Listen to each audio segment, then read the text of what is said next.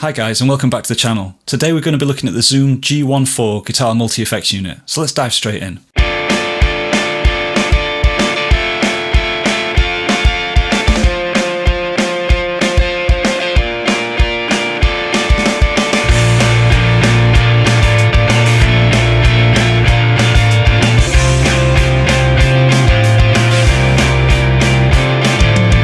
I want to say right up front, this is not a sponsored video. I don't get paid for doing this review. I'm just going to share with you some of my own opinions based on the usage that I've had out of this device over the last couple of months. We all have our own guitar journeys, and on mine I like to find bits of equipment that actually have a lot of value. They don't have to cost the earth, but hopefully they find one or two uses in my own setup, and I think that's the case with this device. Okay, let's whip through the setup nice and quickly so we can hear how this thing sounds. So what we're going to do is we're going to plug this juicy little number into the Zoom G14, and then we're going to go through all of the sounds and settings to give you a really good understanding of how to use it and what this thing can actually produce. But first, if you're enjoying this video, please leave a like and subscribe to the channel. It really helps me know that you're into it just as much as I am. Okay, let's get back to the review. Okay guys, so we've now got the Zoom G1 hooked up. We've got the guitar input here, and we've got the output hooked up just here. Now for this review I've opted to use a stereo jack feeding straight into the Model 16 multi-track recorder, so you're getting the pure sound. As you guys know, I always prefer to run batteries in my stomp boxes, and I just want to demonstrate the reason why. Now the pedal's actually been powered by this USB cable, and as you can hear there is actually quite a lot of earth induction hum. Now if I disconnect this cable you'll hear a dramatic drop in the noise floor.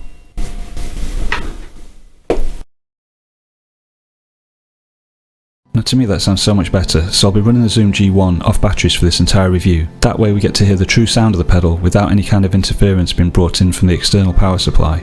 Now for this review I've just written a hybrid guitar piece. It's got some low register palm muting with some open strings that are allowed to ring out so we can hear the higher frequencies too. And that should give us a lot of flexibility when we listen to the tones the Zoom G1's capable of.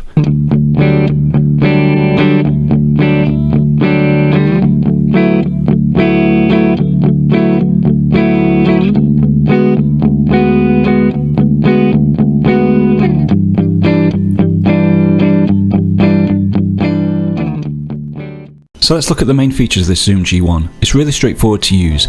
There's a dedicated button for engaging the looper. To start the loop recording or to overdub, you press this pedal, and to stop the loop or to clear it, you press this pedal. One thing to note with the looper, whatever patch you select will be the patch that's used to record the loop. If you press this edit button in the top left while the loop's playing back, you can edit any of the settings, but it won't affect the actual tone that's been played back. There's also a pretty dedicated drum machine built in too, with its own dedicated button. Simply press that, and then again press start to start the read. So let's have a listen to some of the different settings. From the main patch list, if you press edit once, you're then in the edit mode, and you can see there's 1, 2, 3, 4, 5 separate effects available to us. The first pedal is actually not engaged at the moment, and you can see that's represented here because the light's out. You can turn it on by simply pressing it. So I'm going to play the same guitar passage and then I'm going to vary the different effects so you can have a listen to it. Some of these I have edited and they're in context with some of the music I've been recording, and some of these are stock patches. Now I never use the stock patches, I always start from scratch, but this will be a good example of what this pedal is shipped with, and so you get a good listen to the different variants in tones. Okay, so here's a little overdrive.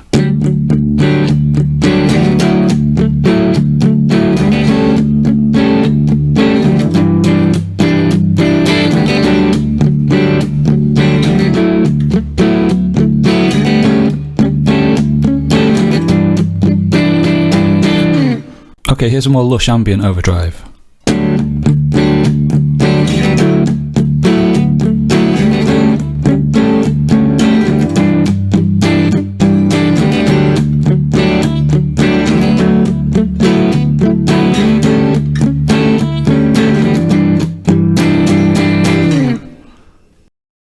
And a pretty heavy distortion.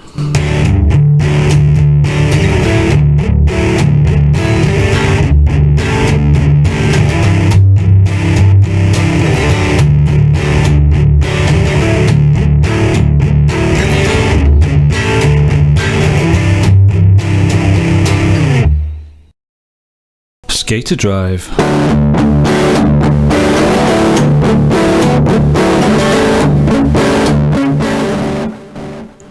Okay, so this is a pretty dry crunch.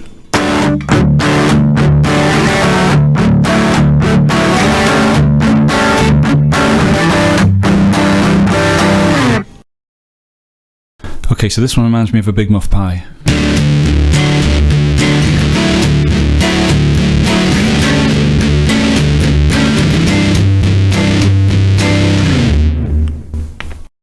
Okay, so this sounds a bit like a cranked Marshall.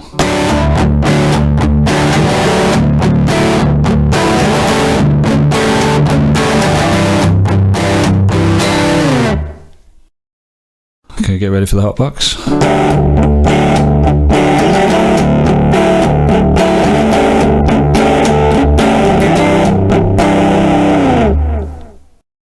And this is pretty cool if you love heavy saturation.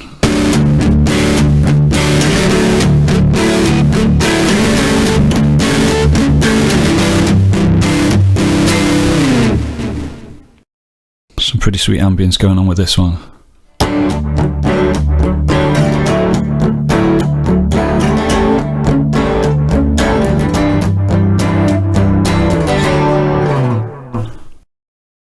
So here's a straight up Marshall crunch.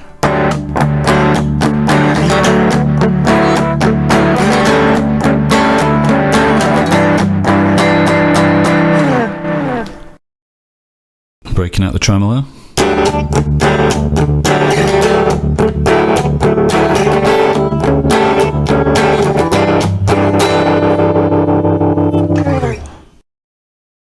We all love a bit of flange.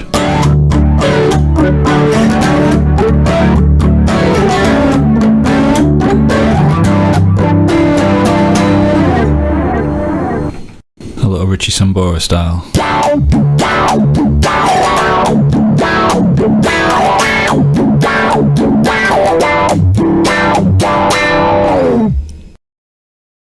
Here's a little bit of harmony and flange.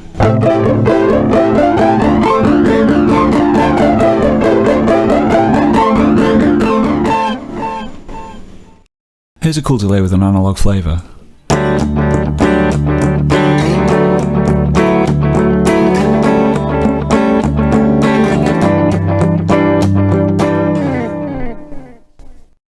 This one reminds me of Planet Caravan.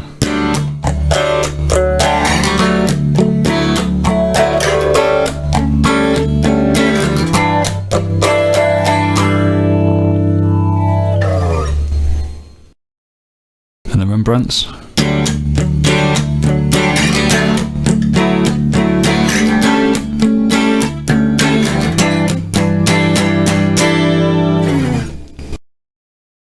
Now this one actually does sound like an acoustic.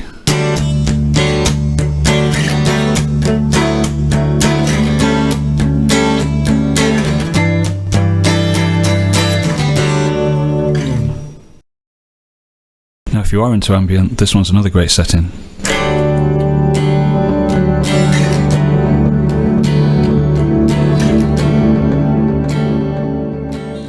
So I feel like the pad guitar deserves a video all of its own, but just for now, here's a swell.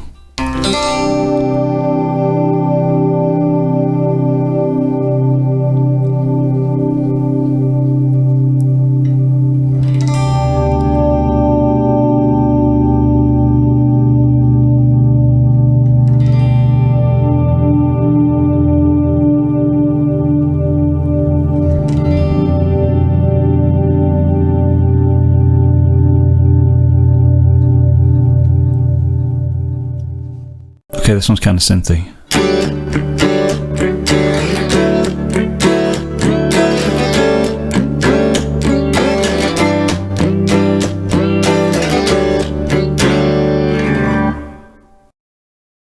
I think it's time to just say, does anyone like a random filter?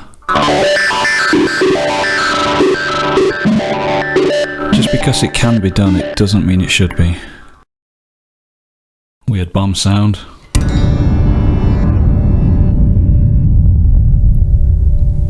Again, just because it can. Now to me this is the definition of a bad patch.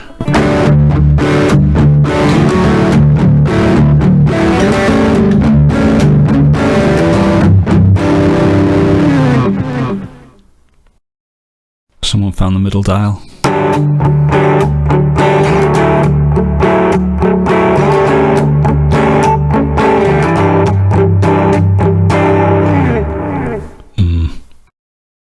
Tiny box room.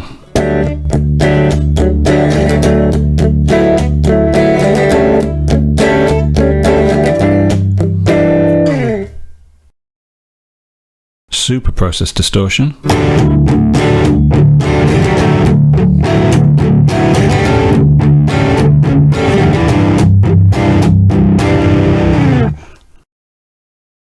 Hendrix.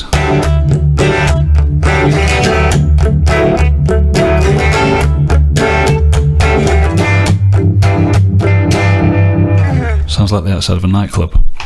This sounds like a really badly modelled 80s pedal.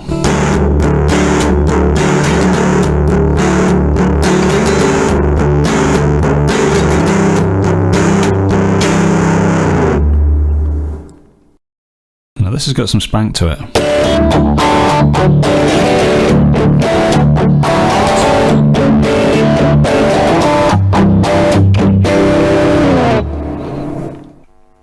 Mr. Brian May.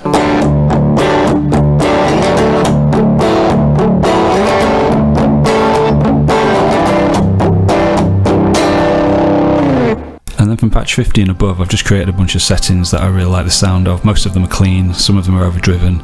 They're just very, very subtle, quite clean sounding, and I tend to use other effects. Now, I've been using the G1 recently, mainly for its amp simulations. I tend to run effects before and after it, and it does a pretty good job in either case. So when you want to edit a patch, it's just a case of hitting the edit button, and then it reveals the 5 separate effects you can have in any one patch. To engage or disengage them, you just use these buttons. Obviously lit means that they're engaged, and when they're out or greyed out, it means they're not. If you're using the G1 on the floor, it's helpful to know that you can use the right pedal to scroll through, and the left pedal to turn off and back on again. By using any of these 4 dials, you can edit the stomp box settings. And although you can go to settings and then save, it does automatically save for you, so you never end up losing any of your work. So yeah guys, I think this is well worth the investment. If you guys have had this or got any experience with it, please leave them in the comments below. It'd be great to hear what you think about it. If you have any questions on this, please stick them in the comments below. I'll be sure to get back to you as I always do. But until next time, see you in another video.